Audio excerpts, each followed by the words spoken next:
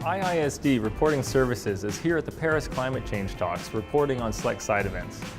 Today, we heard from an exciting new initiative in California designed to give power back to the people. Community Choice Energy is a local transformative energy model that directly responds to many of the discussions that we've been having over the past week here in Paris. It's about the environment, it's about the people, the customer, and it's about local economies. And what we're finding is that Community Choice Energy generally will achieve the goals of local climate action plans faster than any other local solution that's currently available in the states. Having strong policy and regulation at the state level has been key to its success. A Community Choice Energy program is structured so that the local government becomes the default provider of energy to all the folks that live in the community. And this is structured based on state law. We're redirecting an existing revenue stream that exists in every community.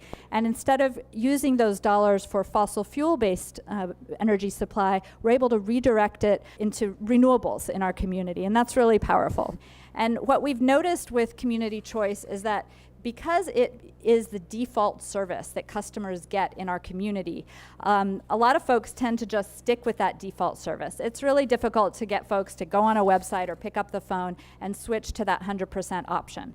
And so what we've done with our light green product, the default product, is ratchet up every year the amount of renewable content in that product. We started at 25%, quickly moved to 50, now we're at 56, and in 10 years we'll be at 80%. And that means that really at the flip of a switch, without customers even having to make a decision, they start to get double the amount of renewable energy being purchased for their use. In turn, these local initiatives have been recognized for their role in contributing to meeting state goals. The states in the United States are where the action really is. The goal in state policy now is to reduce emissions to 40% below 1990 levels by 2030.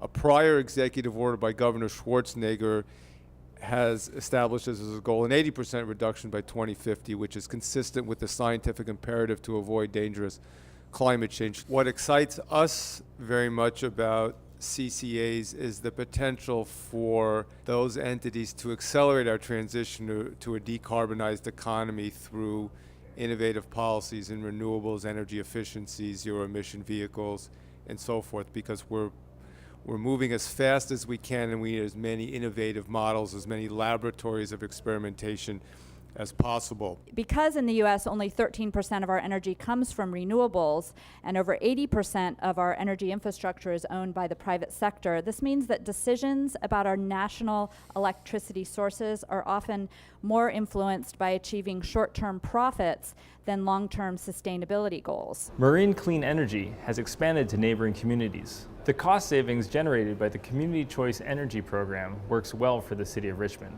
In a very short time, our city, most of the people in the city went from 27% renewable to 50 and now 56% renewable. That's, that's almost 100% change in just a few months, which is truly remarkable.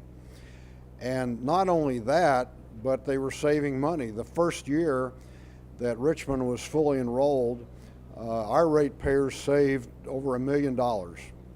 And our city itself, the city government, saved over $60,000. You know, anytime you're a city council member or a mayor and you can save your community $1 million, that's a good thing. In addition to cost savings, switching to Community Choice Energy has triggered the construction of a new solar power plant, which will generate local employment. This plant will employ over 300 people in its construction. Those people then, with the experience they've gained, will be able to get jobs in the renewable energy sectors. Panelists had some advice for those who want to create their own community energy initiative. If your community or your state or your country is interested in replicating this program, it's important to understand that community choice works best in what we call partially deregulated energy markets. These programs generally do better when they are a long-term proposition and you can invest in local power development as opposed to a retail energy environment where there's quite a lot of switching It seemed too good to be true, and so we did peer reviews, and we had other folks write reports for us to show what we were missing, and we found that it's not too good to be true, it's just good.